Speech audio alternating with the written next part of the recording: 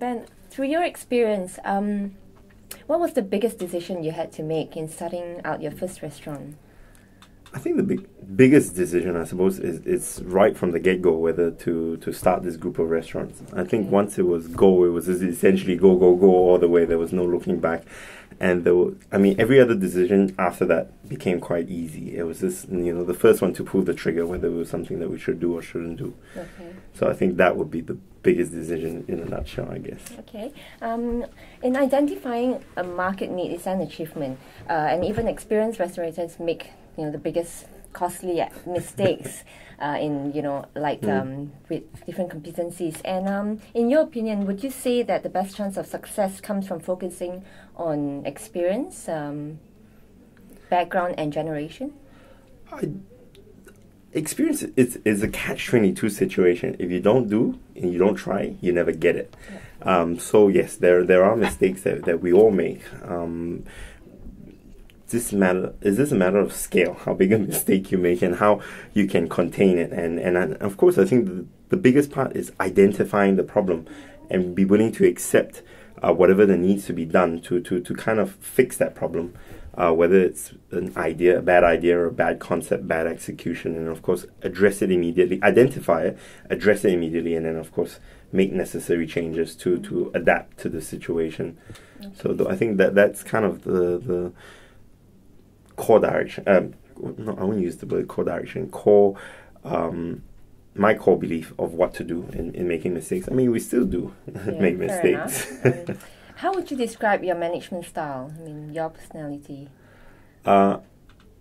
My personal personality is I'm a control freak, but my greatest challenge is actually learning to let go and empowering individual to kind of make decisions on their own and kind of contribute towards an idea or contribute their thoughts and their beliefs, so to speak. But generally, it's now learning to work collectively as a group, team effort. Okay.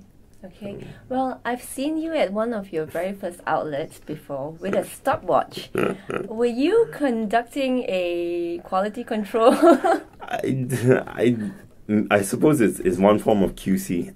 I think a lot of it is over time. It's about creating systems and procedures that makes the business run efficiently. I mean, what we're looking for in the restaurant business is efficiency and consistency. Two of the greatest characteristics I believe in to kind of ensure we deliver what we promise as a brand. So the stopwatch is actually just a check-in on how long an average dish takes. You see, I mean, because it's a constant battle between the front of house and the back of house and myself about how long a dish should take. I'm of the opinion that if you want a good dish, it takes time. It cannot be microwaved or zapped and then served out in 3 minutes. It needs to be cooked. It's not cooked from scratch, but it does need time to cook. Mm-hmm. And I've always been trying to get the chefs to understand that between creating a half-hearted dish within, say, 10 minutes, I'd rather they take their time, take 20 minutes, but deliver the perfect dish. Okay. And of course, it's just that constant battle of balance. Of course, anything past 20 minutes, then it becomes a little bit too long, so to speak. So, then you need to go back and look at the commercial aspect of it, and which is why I have a stopwatch. That makes sense. Yeah. And I've always wondered, what do you usually order when you are at Plan B? I mean, the reason I'm asking Plan B is because that's one of your first restaurants under the big group. Yes, so I'm curious to know that. I'm a fairly boring person, so spaghetti bolognese is actually my favorite dish, and that's the one dish you see consistently in all the outlets. Okay. So, yes, because we as creatures of habit, I order the same dish all the time as well, and I was just wondering if everyone does the same. Trust me, everybody does the same. You read in comment cards, we like a bigger menu, we want it to be more extensive, and the same person that writes a comment usually comes back and order the same dish, even though you've introduced probably 10 new dishes, and they'll still order their same old dish they ordered before you introduce the new 10 dishes. So I think we are all creatures of habit. Okay. And in reference to your new edition, Tate at Intermark, what is the poll they're doing? Is that for like after parties? There is no after parties. It is honest to God, a structural table support. Anything else is up to your imagination, really. But yes, we've had people try to utilize the structural support. Okay, okay. Yes, if you were stuck on a desolate island, I'd like to know, but with a chef on board, what cuisine would you pick, and which chef would you wish that was there with you? Oh, I'm a Chinaman true and true. I love my rice, so I would have Chinese food all the way.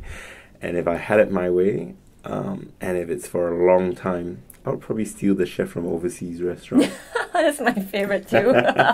Yeah. Okay. And we've never asked you this before, but Delicious was like your baby, and why did you had to part ways?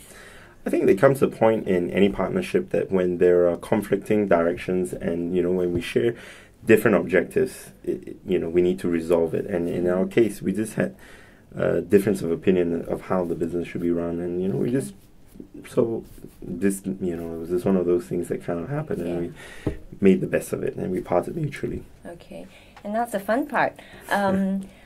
What are the key ingredients that goes into making a pesto? This is taste test. Yes. Okay, pesto, it's very easy. I mean, the classic ingredients would always be basil, garlic, Parmesan cheese, olive oil. So these are your four. I mean, you can always add breadcrumbs to it. I like to add arugula to give it a little bit, smoky, peppery flavor to it.